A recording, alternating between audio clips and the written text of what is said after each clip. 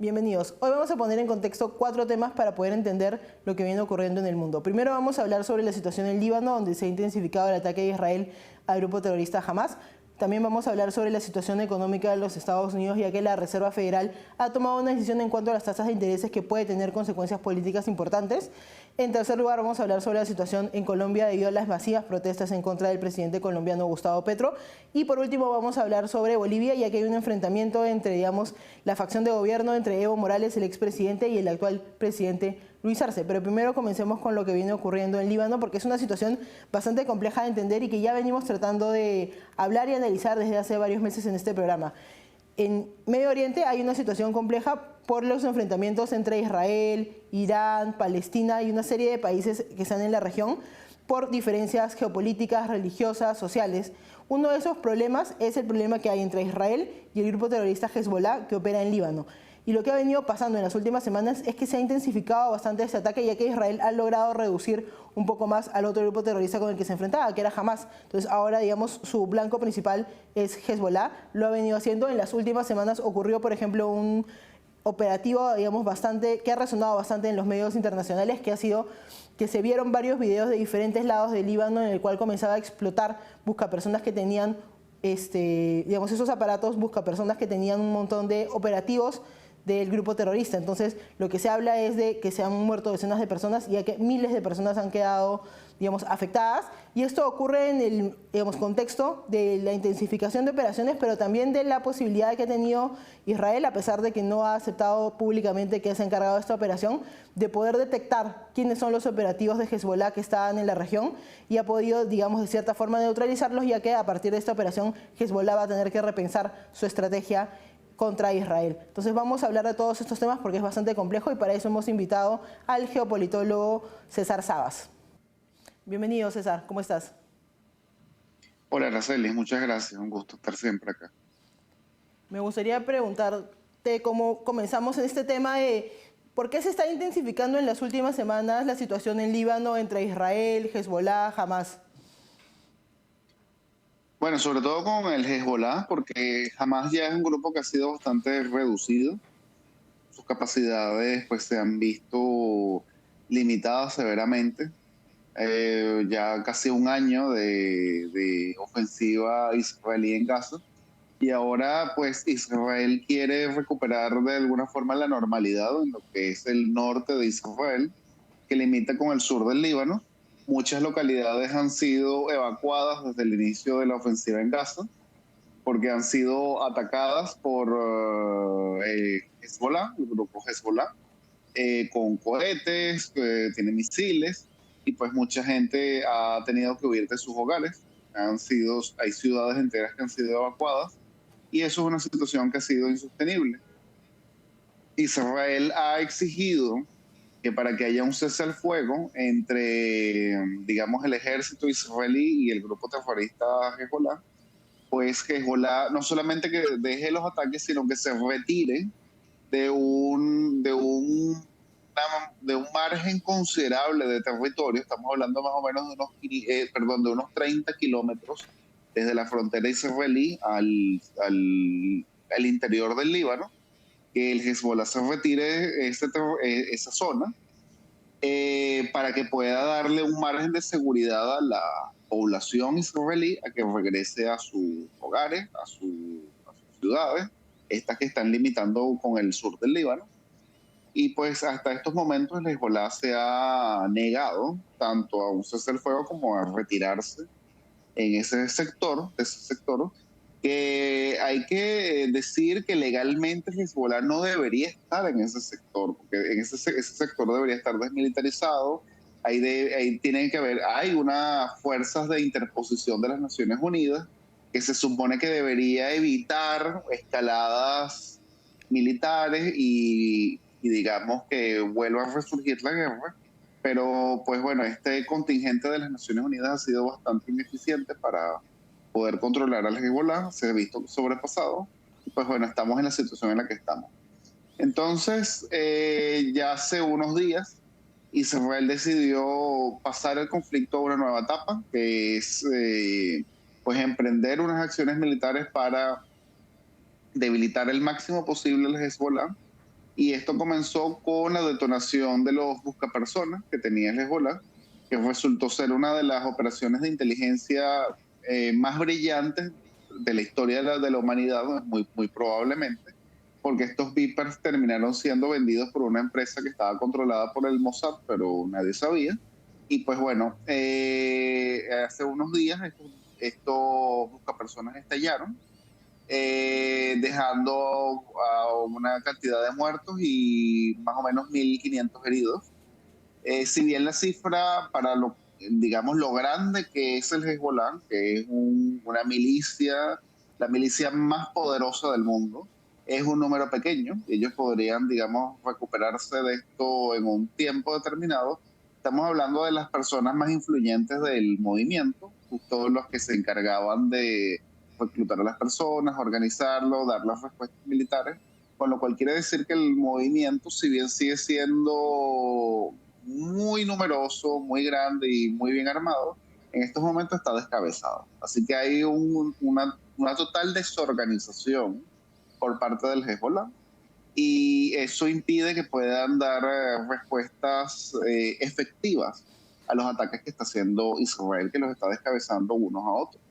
Entonces, tiene un arsenal muy poderoso, pero no pueden responder, y esa situación la está aprovechando Israel.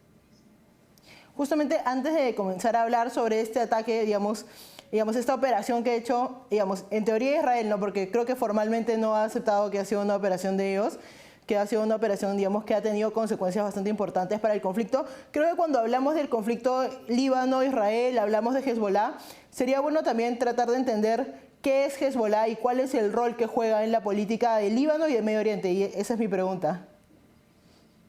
Bueno, empezamos porque la gente los confunde, Hamas, Hezbollah. Hay unas diferencias básicas. Tanto que Hamas es un grupo palestino que busca implantar un Estado islámico en Palestina y evidentemente eliminar al Estado de Israel. Hezbollah es un movimiento chiita libanés. Ya tenemos una nacionalidad distinta y sobre todo una confesión religiosa distinta. El Hamas es islámico pero sunita. Los del Hezbollah son chiitas. La misma confesión religiosa que Irán. El Hezbollah asume al líder supremo de Irán también como su líder supremo. Hamas es aliado de Irán, pero el líder supremo de Irán no es su líder supremo. Entonces ahí hay una diferencia. Quien autoriza el inicio de la guerra para para Hezbollah es el líder supremo. Hamas es autónomo. Eso quiere decir que Hamas pudo haber hecho los atentados del 7 de octubre sin la autorización iraní, simplemente no la necesitaron, no la buscaron. Hezbollah sí busca todo el tiempo la autorización iraní porque consideran al líder supremo de Irán como también su líder supremo a nivel espiritual, político y religioso. A ver, entonces ya viendo esta diferencia, vemos que entonces todo el territorio que controla Hezbollah en Irán, en Líbano, perdón, de alguna forma también está controlada, por lo menos de forma indirecta, por Irán. Y por eso es que Irán es un país tan influyente en el Líbano. El embajador iraní en el Líbano tiene un muchísimo mayor peso que un ministro. Y algo muy importante del Hezbollah es que esta milicia se crea en el transcurso de la guerra civil libanesa. Estamos hablando de los años 80, 70, 80. Y cuando esta guerra tiene su fin, se crean los acuerdos de Taif, en la cual se hace, digamos, una especie de repartición del poder en el Líbano. Pero algo muy importante, la única milicia que se permitió quedarse con el armamento pesado, la única milicia que pudo tener su propio brazo armado era justamente el Hezbollah. Así que a partir de los años 80, Hezbollah empezó a convertirse en el partido más influyente en el Líbano, pero también en una fuerza militar varias veces, mucho más poderosa que el propio ejército libanés, que es un ejército bastante simbólico. Entonces, hablamos de que el Hezbollah controla actualmente el 30% del Líbano, pero en las zonas que controla, el gobierno central libanés no tiene ningún tipo de injerencia prácticamente. Hezbollah es la autoridad máxima. Hezbollah es más allá de un grupo terrorista, sí es terrorista, pero es más allá de un simple grupo.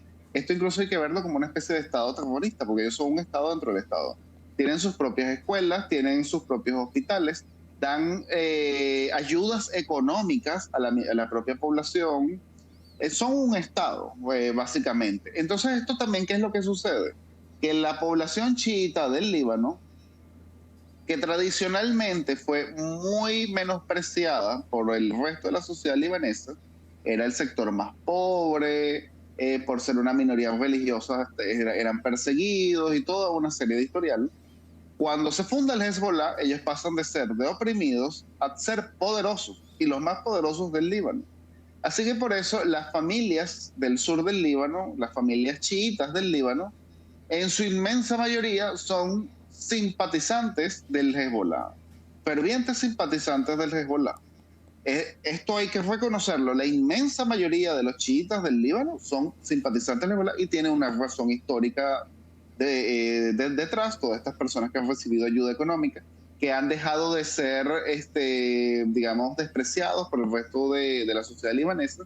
Entonces, por eso, viendo el fuerte apoyo que tiene el Hezbollah en esta zona, la estrategia ahora del Hezbollah es que Israel se meta de forma terrestre para combatir el Hezbollah, porque ahí sí ellos van a tener, el Hezbollah, muchísimo apoyo de la población para luchar casa por casa, y pues eso podría generar muchas bajas dentro del ejército israelí.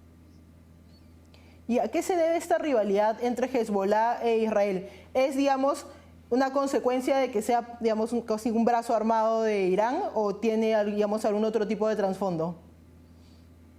Básicamente se debe a que es un brazo armado de Irán, porque históricamente la población chiita libanesa no tendría por qué tener una hostilidad hacia el Estado judío.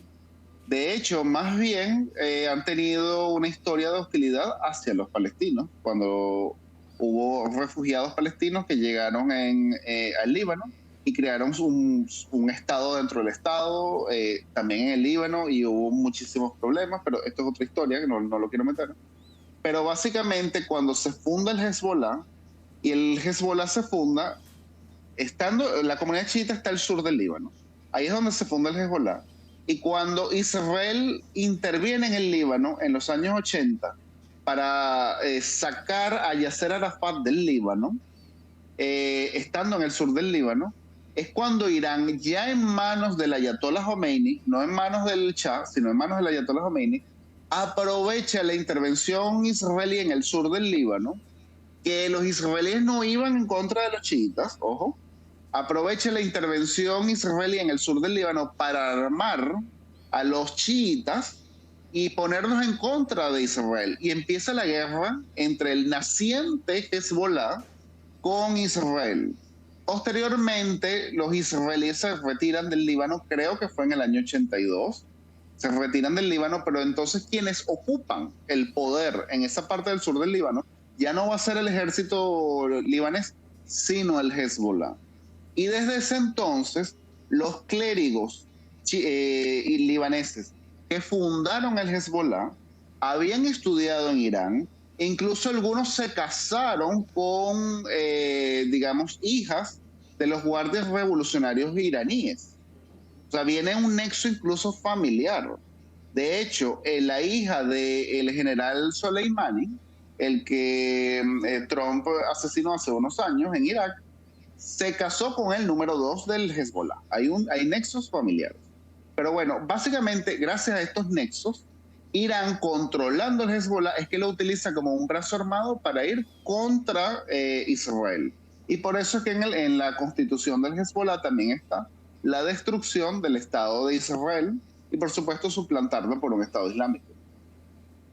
No, y creo que por eso también es bien complejo entender, digamos, el problema en Medio Oriente, porque hay, digamos, varias capas geopolíticas, religiosas, también sociales, que tomar en cuenta al momento de interpretar no solo las causas, sino también cuáles podrían ser potenciales soluciones, y justamente también la intensificación de la ofensiva de Israel va a tener mucho que ver en este tema. Muchas gracias por acompañarnos, César. Muchas gracias a ti, Araceli, fue un gusto. Vamos a una pausa y volvemos.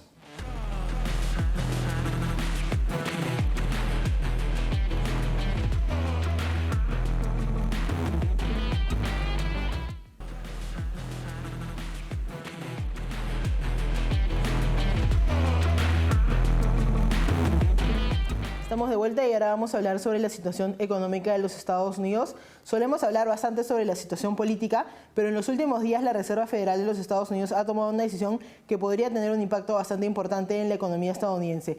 Ha decidido que va a reducir en 50 puntos base la tasa de interés. Esto creo que equivale alrededor del 0.5% de la tasa, lo cual es una reducción bastante grande y también que va un poco en contra de lo que ha venido haciendo la Reserva Federal en los últimos años. Durante los últimos años lo que ha hecho es aumentar la tasa de interés. Ahora, digamos, estas decisiones no son aisladas, no tienen algún contexto político y social que hace que se tomen. Entonces, en algunos casos uno puede interpretar, ok, van a reducir la tasa de interés, eso quiere decir que la economía está mejorando. Y este ejercicio de evaluación que hacen los ciudadanos es importante porque tampoco se da en un contexto aislado, se da en un contexto en el cual en alrededor de unas semanas va a haber una elección presidencial que es bastante cerrada, lo hemos hablado varias veces. La elección entre Kamala Harris y Donald Trump se va a definir por algunos cuantos votos electorales en unos estados clave. Entonces, estas decisiones económicas también tienen consecuencias políticas. Y para analizar tanto las consecuencias económicas como políticas, nos acompaña desde Madrid el economista y analista político Werner Schuller. Bienvenido, Werner, ¿cómo estás? Encantado de estar, Araceli. Muchas gracias por la invitación. Me gustaría comenzar tratando de entender, digamos, a detalle lo que ha pasado con la Reserva Federal de los Estados Unidos, porque cuando toma decisiones corresponden no solo a las consecuencias que pueda tener, sino al contexto político y económico que vive Estados Unidos. Entonces, me gustaría que nos expliques exactamente qué ha hecho la Reserva Federal y cuál es la razón por la cual ha tomado esa decisión.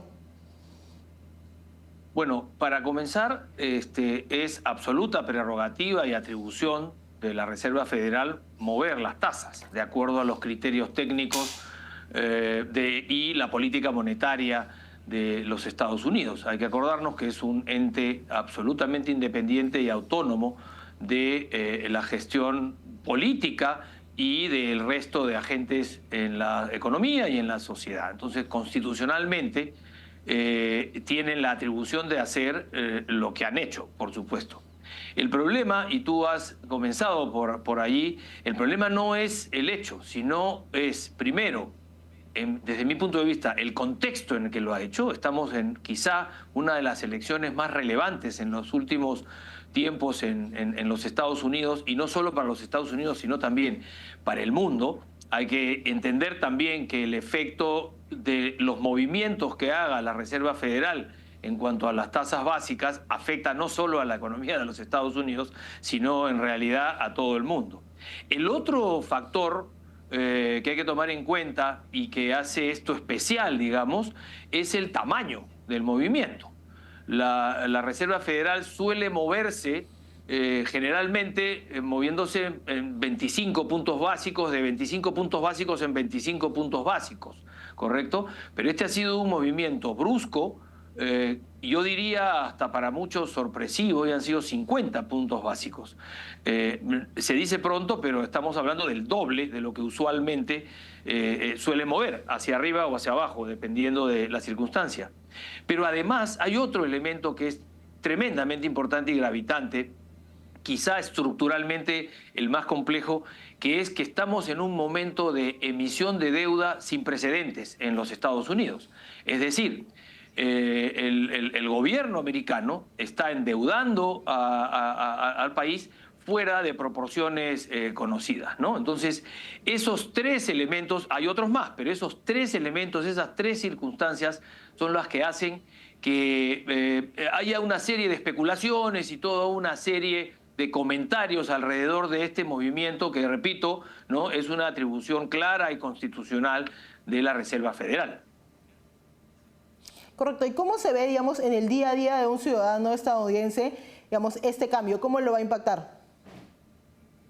Esa es una buena pregunta porque el efecto de corto plazo para esto es asintótico en cero. Eso quiere decir que en la práctica, en la realidad para el individuo, el ciudadano americano, el efecto en el corto plazo no va a ser perceptible. Sin embargo, el efecto comunicacional o el efecto mediático, sí, porque obviamente reducir tasas básicas implica posibilidades de reducción de los costos del dinero, el costo del dinero en el mercado, ¿correcto?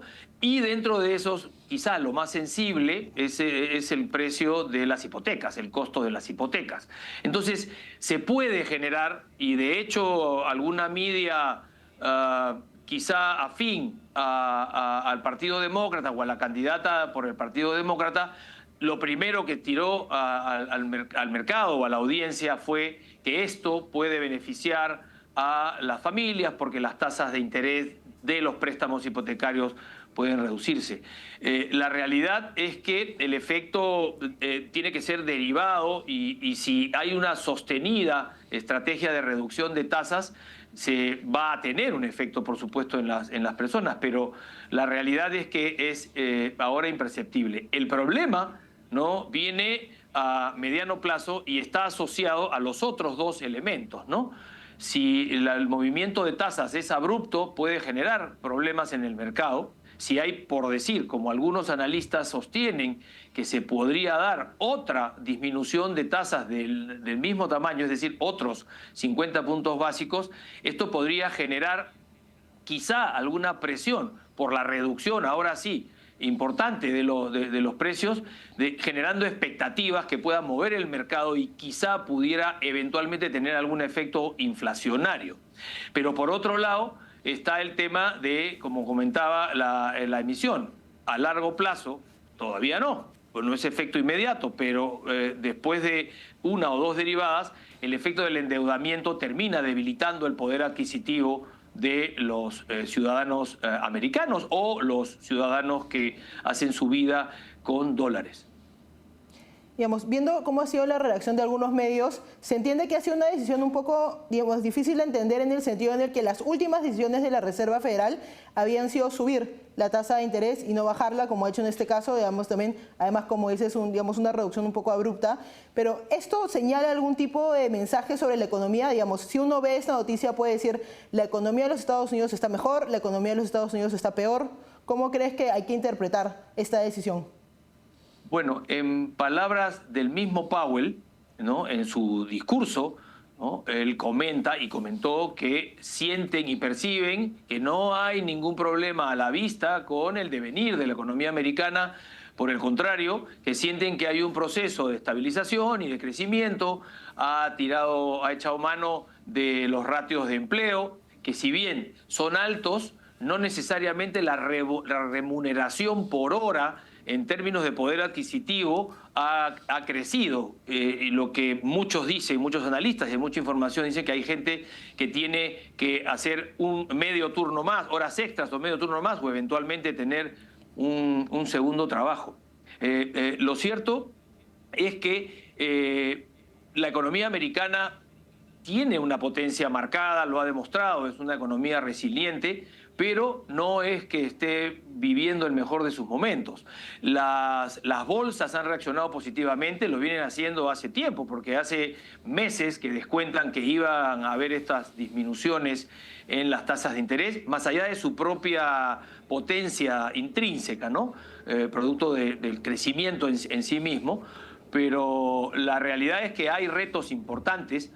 Un rebrote inflacionario no hay que descartarlo. Hay demasiados factores externos jugando en el mismo tiempo, ¿no? Entonces, hablar de la inflación no es solo hablar de la inflación que diariamente o constantemente se publica, sino también hablar de la inflación subyacente, que es la que calcula el índice sin tomar en cuenta los energéticos, es decir, el costo de la energía, ni los alimentos no procesados, vale decir, los commodities fundamentalmente. Entonces, esto te permite una visión más clara de cuál es el nivel inflacionario subyacente, por eso el término. Y estamos hablando de 5%, no estamos hablando de ratios cercanos al 2%. Por lo tanto, sí que hay una preocupación grande. El mercado, el análisis que se hace en el mercado es bastante cauto. Y hay versiones de los dos lados, ¿no? Por supuesto, la fiebre del momento político tiene mucho que ver con esto. Sí, justamente sobre eso quería preguntarte porque, digamos, también parte de la preocupación de la noticia es cómo va a afectar la campaña electoral, especialmente una campaña electoral tan marcada por el tema de la economía, ¿no? Porque por un lado Donald Trump dice que la economía estaba mejor en mi gestión y por otro lado Kamala Harris dice que la economía está mejor ahora y que está recuperándose de, digamos, golpes bastante duros post pandemia. Entonces, ¿cómo crees tú que esta decisión puede impactar en la campaña electoral? ¿Podría terminar beneficiando a Kamala Harris?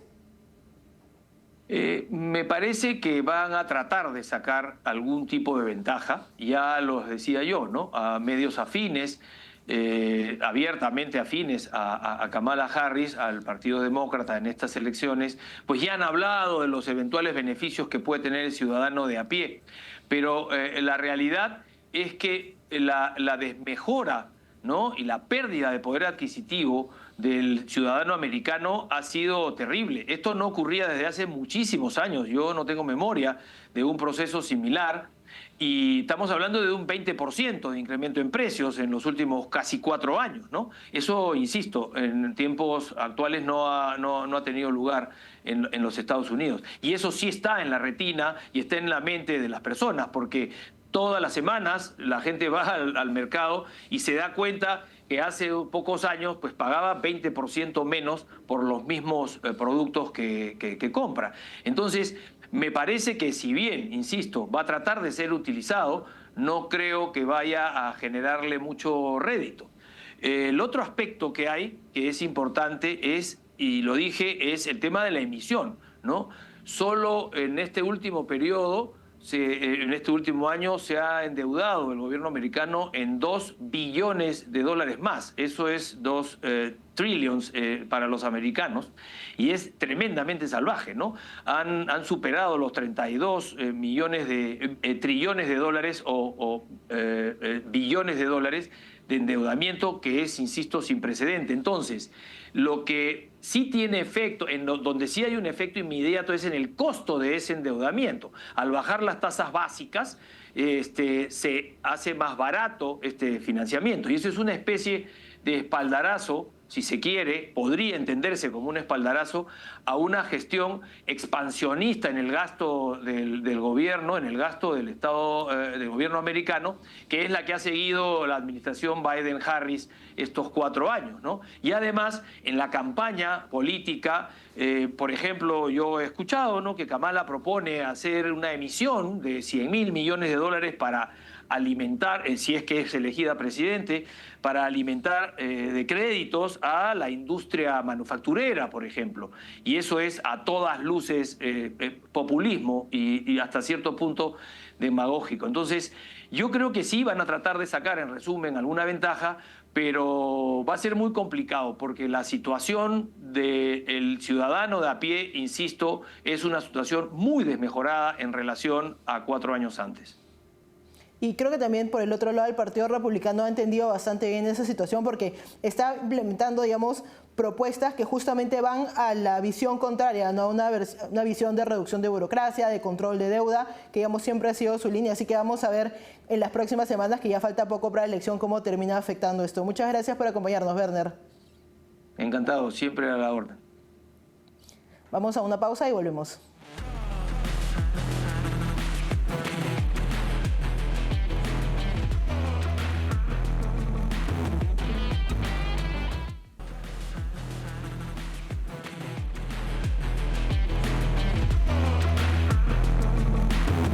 Estamos de vuelta y ahora vamos a hablar sobre la situación en Colombia, ya que han habido protestas masivas en contra del gobierno de Gustavo Petro. Más de 200.000 personas han salido de las calles y ya hemos hablado antes de varios problemas que ha tenido su gobierno. En primer lugar, una reforma de salud que buscaba la estatización de la salud en ese país y por otro lado, la propuesta de una asamblea constituyente que iba en contra de todo el Estado de Derecho y, digamos, las normas constitucionales de ese país. Ahora lo que viene ocurriendo es que se ha visto inmerso en escándalos de corrupción y en investigaciones en cuanto a los aportes de su campaña. Se habla de aportes irregulares y también de la posibilidad de que el narcotráfico haya aportado a su campaña en esta última campaña en la que logró la presidencia. Esto ha generado, digamos, un ambiente bastante hostil, no solo en Colombia, digamos, políticamente, sino del presidente Gustavo Petro hacia la prensa, atacándolos y diciéndoles que son, digamos, parte de la mafia. Estamos frente a una situación bastante compleja en Colombia, especialmente, digamos, en un contexto electoral próximo. Para hablar sobre este tema nos acompaña el analista político Daniel Reisbeck. Bienvenido, Daniel, ¿cómo estás? Buenas, muy bien, un placer estar con ustedes. Me gustaría comenzar preguntándote en qué contexto se están dando estas protestas masivas en contra del presidente Gustavo Petro. Pues en general Petro tiene niveles de aprobación muy bajos que no pasan del 30%, lo cual se puede considerar que es su base de izquierda dura en Colombia, sindicatos sobre todo y demás. Y pues la economía va muy mal, hay un estancamiento pleno, no hay crecimiento. Yo diría que se puede atribuir directamente a las políticas de Gustavo Petro, por ejemplo, de paralizar por completo la industria petrolera, al no permitir ni siquiera la exploración, teniendo en cuenta que las reservas se están acabando rápidamente, una política tributaria muy punitiva, ya con su primera reforma tributaria. Ahora está intentando meter una segunda reforma tributaria aún más punitiva, con impuestos aún más altos. Colombia ya venía de un régimen de impuestos altos, más altos que el promedio de la OCDE, por ejemplo. Y se puede agregar pues, la destrucción del sistema público-privado de salud. Y bueno, en general su guerra contra el sector privado, contra el libre mercado y su intento de estatizar por completo la economía, y no solo eso, sino tomarse las instituciones, porque es evidente lo que tiene en mente, sobre todo con su retórica de hace unos meses de llevar a cabo una asamblea constituyente completamente por fuera de las vías legales. Entonces, realmente hay un exceso de razones por las cuales los colombianos protestan o deberían protestar en contra de este señor Gustavo Petro. Justamente en este programa hemos hablado tanto como la reforma de salud que ha tratado de implementar, como esta idea de la Asamblea Constituyente, pero a esto también se le suma unas investigaciones que tienen en su contra por problemas de, digamos, donaciones de campaña. Se habla de la posibilidad de que haya recibido de narcotráfico. ¿Cómo crees que estas investigaciones pueden estar afectando también su gestión y, digamos, el sentir ciudadano frente a lo que está haciendo él? Pues yo diría que ahí lo curioso es que Petro surgió como figura de oposición para los incautos, por lo menos, con ese discurso anticorrupción, presentándose como una adalid de la moral y de la transparencia en la administración pública, lo cual en su alcaldía de Bogotá ciertamente no lo fue. Entonces, pues ahora resulta que su campaña para llegar a la presidencia la última vez, cuando sí ganó, pues muy claramente se pasó los topes establecidos, eso está absolutamente demostrado, y ahora hay una investigación, o se le está tratando de abrir una investigación desde el centro, desde el ente electoral, lo cual es completamente permitido, y Petro está diciendo que eso es una especie de golpe de Estado en su contra, lo cual no es cierto, simplemente es lo normal. Pero por supuesto, pues él llegó con este discurso anticorrupción y su gobierno ha sido uno de los más corruptos, sino el más corrupto de las últimas décadas. Entonces, pues esa es otra razón también para protestar en contra del régimen de Petro. Y una de las formas, digamos, en las que está tratando de sacar la atención de él y enfocarlo en otro lado es un ataque constante a la prensa, ¿no? Dice que la prensa está vendida a las mafias, que la prensa está vendida al narcotráfico. Digamos, ¿cómo crees que los ataques que está realizando Gustavo Petro en contra de la prensa están teniendo, digamos, eco en la ciudadanía? O, digamos, la gente tiene bastante claro que es una especie de táctica de cortina de humo. Pues si uno mira las encuestas y si juzga por los resultados, pues es claro que Petro tiene un tremendo rechazo entre la sociedad colombiana, en prácticamente la mayoría de las regiones, entre todos los estratos sociales. Entonces, pues claramente sus ataques contra la prensa son una señal muy clara de su desespero. Pero pues es algo muy peligroso, sin duda, porque pues sin libertad de prensa difícilmente hay libertad en general, y es algo que hemos visto en otros países. Por ejemplo, Petro, que era tan cercano y fue asesor de Hugo Chávez, pues es algo que hizo en Venezuela. Entonces hay que estar muy alerta y hay que tener cuidado de que Petro no pueda implementar esos ataques contra la propiedad privada y contra la libertad de prensa en Colombia. Y lo más importante, ¿no?, que termine su mandato y se vaya, como establece la Constitución. Y yo creo que lo que estamos viendo es que Petro hará lo posible por tratar de romper esas instituciones, pero pues la esperanza es que se puedan mantener. Y aún así, el gobierno que llegue va a tener, si es que hay elecciones, si es que se posiciona un nuevo gobierno, va a tener tremendas dificultades dado la herencia tan catastrófica que está dejando Petro, no solamente en el lado económico, sino también en todo lo que tiene que ver con seguridad. Los grupos armados están controlando grandes cantidades del territorio nacional y uno no ve que el gobierno de Petro haga nada por restablecer el control. Entonces, realmente Colombia va muy mal bajo este señor y creo que la esperanza es que se le acabe rápido, muy rápido, su mandato. Justamente, digamos, todas las acciones que hemos hablado sobre Petro en las últimas semanas apuntan a que está tratando de concentrar poder y, digamos, ¿cómo analizar esas acciones con sus últimos discursos en los que habla de que el fin se está acercando, digamos, una especie de discurso fatalista para, no sé, tratar de repente de poder conseguir más poder hacia el final de su mandato? ¿Cómo interpretas tú tanto las acciones que tiene como la narrativa que ha adoptado en las últimas semanas? Pues su discurso alarmista en cuanto al cambio climático simplemente ha sido una táctica retórica que ha usado ya durante muchos años, precisamente para distraer a la gente, porque como Venezuela colapsó hace ya más de una década y él le había apostado tanto por ese modelo venezolano de la mano de Hugo Chávez, entonces la táctica que usó Petro para separarse o para tratar de distanciarse de la catástrofe venezolana fue empezar a decir que él estaba en contra del modelo venezolano porque usaba el petróleo y entonces él está en contra, dice él, de la industria petrolera por el tema del cambio climático y entonces se volvió un alarmista en el tema ambiental y de esa manera logró convencer a mucha gente independiente, sobre todo a jóvenes, de que votaran por él en el 2022 y simplemente ha mantenido esa retórica, pero esa retórica no es más que una faceta nueva de su marxismo, de su enemistad hacia el sistema de libre mercado y de capitalismo, y simplemente es una nueva expresión. Entonces, seguir con la tesis muy dudosa, entre otras cosas, de que el mundo está a punto de acabarse por el tema del cambio climático y que hay que tomar todo tipo de medidas extremistas y radicales estatistas, simplemente es una manera para que Petro pueda tratar de reforzar su poder. El tema es que yo creo que ya la mayor parte de la sociedad no le cree y la gente ha caído en cuenta que así el cambio climático potencialmente sea un problema, no es el principal problema de Colombia, sobre todo cuando hay tanta gente desempleada, tanta gente en la pobreza y cuando la economía no crece, porque la única manera de sacar a la gente de la pobreza es con crecimiento económico y Petro está haciendo todo lo contrario. De hecho, su gobierno llegó con la teoría de decrecimiento, que es una teoría absurda que ni siquiera toman en serio en Francia, que es donde realmente surge, pero en Colombia este gobierno sí la está tratando de implementar con resultados desastrosos. Entonces, el tema fiscal también está muy complicado.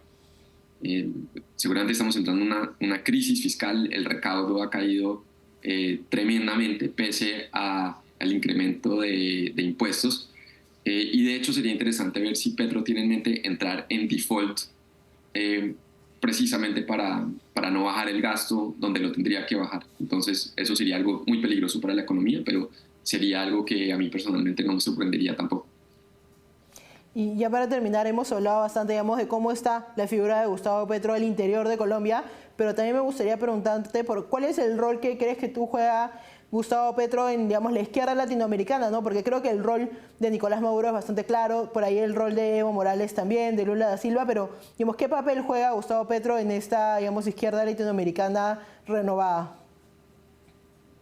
Pues yo pienso que el rol de Petro ha sido básicamente ser una especie de canciller extraoficial de Maduro. Solo hay que recordar los últimos años como cuando iba a Washington se reunía con la administración de Biden y básicamente lo que estaba haciendo era cabildeo para que Venezuela, el régimen venezolano obtuviera ciertos beneficios, por ejemplo, el fin de ciertas sanciones. Y pues obviamente en los últimos meses está su postura de no condenar el fraude electoral en Venezuela, que sí ha condenado el Congreso colombiano al aceptar a Edmundo González como presidente electo, y Petro sigue con este cuento junto con Lula da Silva de esperar las actas que ya meses después no habremos visto, pero para mí simplemente es una táctica de hacer que el tiempo pase, y entre más tiempo pase, por supuesto, pues más se puede afianzar en el poder el régimen de Maduro, y Petro simplemente es un instrumento para que eso pueda suceder. Y no creo que tenga un rol latinoamericano, digamos, pese a sus ambiciones, sobre todo desde que ganó Lula da Silva y llegó al poder en Brasil. Pues me parece que ese sería, digamos, el líder principal de la izquierda latinoamericana. Inclusive el mismo Gabriel Boric en Chile pues se ha perfilado un poco mejor, y no creo que Petro tenga, digamos, un rol de liderazgo regional,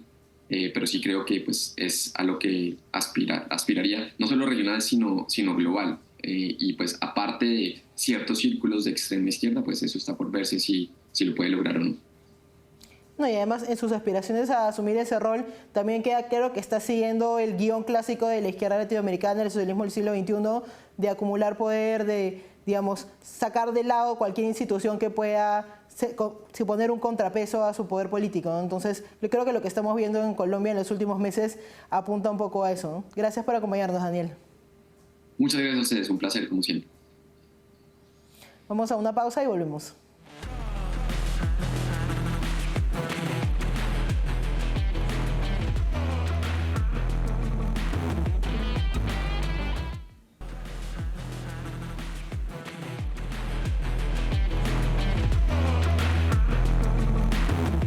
Estamos de vuelta y ahora vamos a hablar sobre la situación en Bolivia, una situación bastante preocupante porque viene ocurriendo un enfrentamiento, digamos, dentro del mismo lado político en Bolivia desde hace ya varios meses. El presidente Luis Arce se está enfrentando contra el expresidente Evo Morales, por lo que uno asume que es el control político de la izquierda en ese país. Hemos hablado antes en el programa sobre Evo Morales le ha echado la culpa a Luis Arce sobre la crisis económica que vive Bolivia, y ahora en las últimas semanas viene encabezando una marcha que ya va más de 15 días, que va, digamos, desde diversos lugares de Bolivia hacia la capital para protestar en contra de Arce y obligarlo a que, digamos, cambie su gabinete, porque dicen que su gabinete está inmerso en varios escándalos de corrupción. Este enfrentamiento político también hay que llevarlo a la arena económica, porque, digamos, la comunidad internacional está bastante preocupada por lo que viene ocurriendo económicamente en Bolivia. Hay una crisis bastante fuerte, hay un problema ya casi de desabastecimiento de gas, lo cual es bastante increíble de creer en Bolivia, un país que tiene tanto de ese recurso. Lo que estamos viendo también como posible consecuencia, no solo de la crisis política, sino de la crisis económica, es una posible ola migratoria. Se está hablando de más de 1 millón de personas que podrían terminar yendo a países como Chile, Perú y Argentina. Para analizar esa situación nos acompaña desde Lima, Perú, el analista político Juan Claudio Lechín. Bienvenido, Juan Claudio, gracias por acompañarnos. Muy amable, gracias a ti. Me gustaría comenzar preguntándote, digamos, ¿por qué estamos viendo tantos enfrentamientos entre Luis Arce, el presidente de Bolivia, y Evo Morales, el expresidente de Bolivia? ¿A qué se debe esta disputa? Bueno, yo la verdad que creo que es una puesta en escena, no es una disputa con bases y razones auténticas. Es conocido en el caso de este socialismo del siglo XXI que ellos hacen todo para quedarse en el poder. Eso es uno. Y dos, Bolivia ha sido un laboratorio siempre para este modelo. Los cubanos, el régimen cubano que controla Bolivia y Venezuela, entre otros países, Nicaragua, hace este tipo de experimentos en Bolivia porque tiene menos resonancia internacional. Fijémonos, por ejemplo, que en el caso de México hoy está implementando una medida que en Bolivia se hizo en el 2011 y el 2017 para desmontar al sistema jurídico. Entonces vemos que una medida que pasó desapercibida en Bolivia y que la afinaron, la estructuraron y encontraron su verdadera utilidad para apropiarse del sistema judicial, ahora ya más perfilada, más afinada, la están colocando en México. De tal manera que en Bolivia lo que está sucediendo es que ambos partidos de la tiranía comunista, ambos partidos están peleando para ocupar no solo un lado del espectro político, sino todo el espectro político. Al tener dos partidos, han creado en Bolivia, están creando un bipartidismo alrededor del mismo partido político. ¿Y tú crees que estas protestas, digamos, que se han convocado en contra de Luis Arce para pedir que renuncie a parte de su gabinete, por ejemplo, puedan tener consecuencias reales y desestabilizar un poco su gobierno, digamos, de cara al proceso electoral que se viene? No. Depende de cuáles sean los acuerdos, ¿no? En realidad, todo esto es un sainete montado. Ellos ya tienen muchísima experiencia en este tipo de movilizaciones, las han hecho contra Santa Cruz, contra los empresarios, contra el imperialismo norteamericano.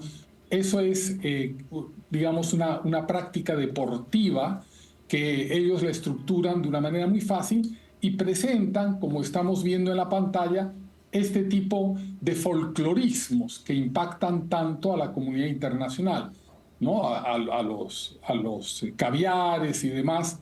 Ven un indio con una concha acústica, que en Bolivia no hay porque no tiene mar, pero él está sonando una concha acústica que sale en las películas para convocar a la masa. Bolivia no tiene mar, por lo tanto, ese tipo de instrumentos no son propiamente bolivianos. Correcto, y digamos, ya de cara al proceso electoral del 2025, digamos, ¿cómo crees que esa puesta en escena de la que nos estás comentando puede terminar materializándose? Digamos, ¿quién llegaría mejor a ese proceso electoral? Mira, un poco hay que recordar la matriz, ¿no? La matriz de este modelo es que es un modelo político-militar.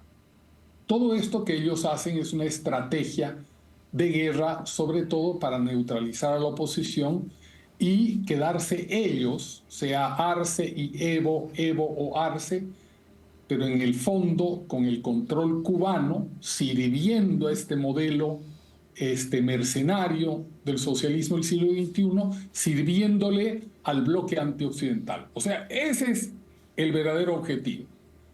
Ahora, el próximo año, ¿habrán elecciones? No lo sabemos.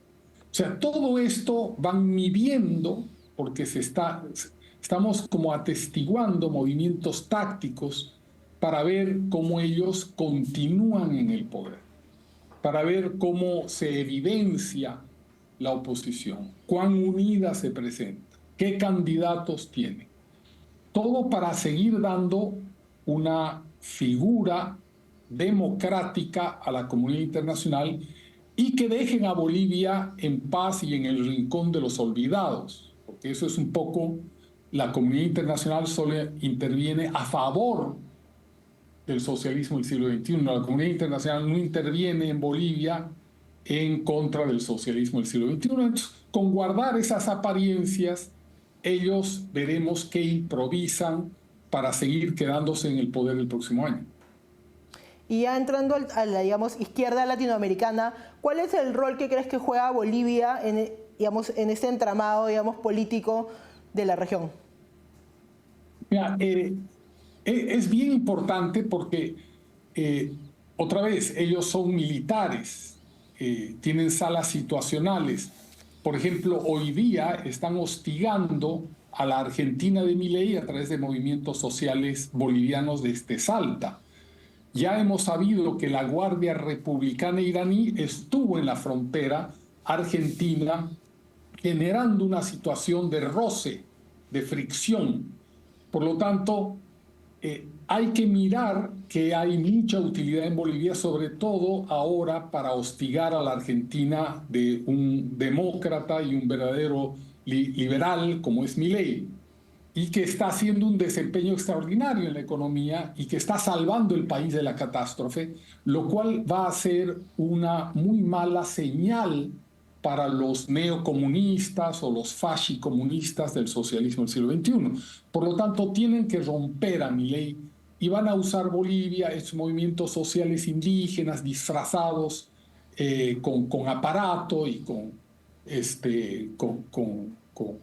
expectativas de la comunidad internacional más ignorante y, por supuesto, más intelectual, porque ya los intelectuales de hoy son los más ignorantes de las sociedades, y los artistas terminan siendo de una ignorancia supina.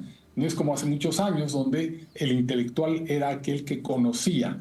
Ahora es el que siente, el que cree o se hace sentir que él siente más por los pobres o por los olvidados. Entonces hace una parodia ante sí mismo que es una forma de narcisismo extremo, ¿no? Pero lo van a usar a Bolivia para eso. Y también han usado en el pasado a Bolivia, y disculpa que me extienda, porque Evo Morales consiguieron insertarlo como el Che Guevara indígena. Entonces lo mostraron en todos los escenarios, Chávez y Fidel Castro lo abrazaban, le decían mi indio, y por supuesto le financiaron su ascenso al poder sistemáticamente. Y justamente sobre el tema de Evo Morales, ¿no? Porque bastante ha habido, digamos, en esta especie de disputa con Luis Arce sobre el tema de la economía, y en los medios internacionales se ha hablado bastante de esta posible crisis económica en Bolivia que podría decantar en una ola migratoria en América Latina. ¿Qué tan factible te parece eso y cómo evalúas, digamos, esta teoría de lo que podría ocurrir, digamos, en el futuro próximo? Mira, total, porque lo que ellos hacen es precisamente eso. Ellos generan, esa experiencia viene desde el desplazamiento de los Marielitos en 1980, donde Fidel Castro metió no solamente a los auténticos desplazados, a la gente más golpeada, al pueblo más adolorido de Cuba, les metió adentro criminales y agentes, y consiguieron en 1980 desestabilizar el estado de la Florida. Entonces, en base a esa experiencia, se ha ido construyendo a través de los años, aunque no parezca, este modelo donde la migración es un arma táctica, porque vamos a ver que no sucede en los países del bloque antioccidental. Esta migración no desestabiliza a China, no desestabiliza a Rusia, no desestabiliza a Cuba. Siempre está dirigida a desestabilizar a los países democráticos. Pienso que generando una crisis económica en Bolivia, van a ir a la desestabilización con oleadas migratorias de gente buena, pero que las arrean a la economía que está creciendo en la Argentina, por ejemplo. ¿No es cierto? Van a arrear gente a través de una serie de consignas, de favores, de coyotes locales para arrear gente pobre y meter infiltrados hacia la Argentina, hacia Chile y hacia el Perú. Porque Bolivia tiene la situación privilegiada de tener frontera con todo el cono sur. Ciertamente es una situación compleja, especialmente en cuanto a las olas migratorias, porque también genera otro tipo de conflictos en los países, además de desestabilizar política y económicamente, sobre todo en la región, como hemos venido viendo que ocurre en los últimos años. Muchas gracias por acompañarnos, Juan Claudio. Muchas gracias a ustedes. Gracias. Vamos a una pausa y volvemos.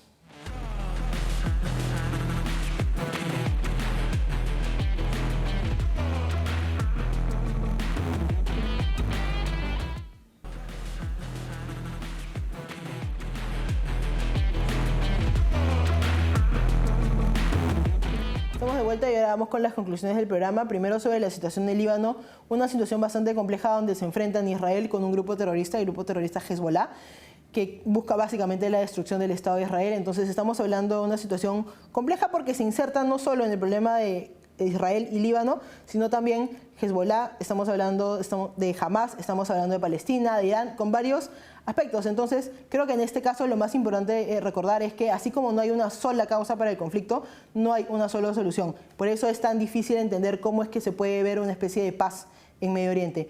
Luego hemos hablado también sobre la situación en los Estados Unidos y las consecuencias políticas que puede tener la decisión económica que ha tomado la Reserva Federal de los Estados Unidos, y hay que recordar que las elecciones son bastante pronto y de que, como hemos escuchado, también podría interpretarse que la economía está mejor y eso podría terminar beneficiando a Kamala Harris de cierta forma, pero también hay que entender que el Partido Republicano y Donald Trump tienen una, estrategia económica bastante fuerte y la economía es un punto clave.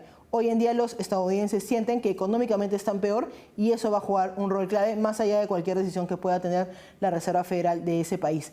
En tercer lugar, hemos hablado de la situación de Colombia, la situación de Gustavo Petro como presidente de ese país y las graves protestas que tienen en su contra. Miles de personas han salido a las calles precisamente porque no solo hay políticas estatistas, sino también hay escándalos de corrupción alrededor de él, y eso es algo que tiene que investigarse porque puede significar el fin de su gobierno. Y por último hemos hablado de Bolivia, una situación también bastante difícil, no solo por el enfrentamiento entre Luis Arce y Evo Morales, que en fin es un enfrentamiento político, sino también por el manejo económico que tiene ese país. Y como hemos escuchado, esta idea de forzar a la gente a salir de su país e ir a otros países, que se hace bastante en la izquierda latinoamericana, hay una especie de migración forzada, tiene consecuencias bastante duras, y eso lo hemos visto con las olas migratorias venezolanas, por ejemplo, que han llegado a diferentes países de la región y han terminado generando un poco de desestabilización política y económica. Entonces hay que tener eso en cuenta siempre cuando hacemos el análisis de lo que viene ocurriendo en esos países. Muchas gracias por acompañarnos.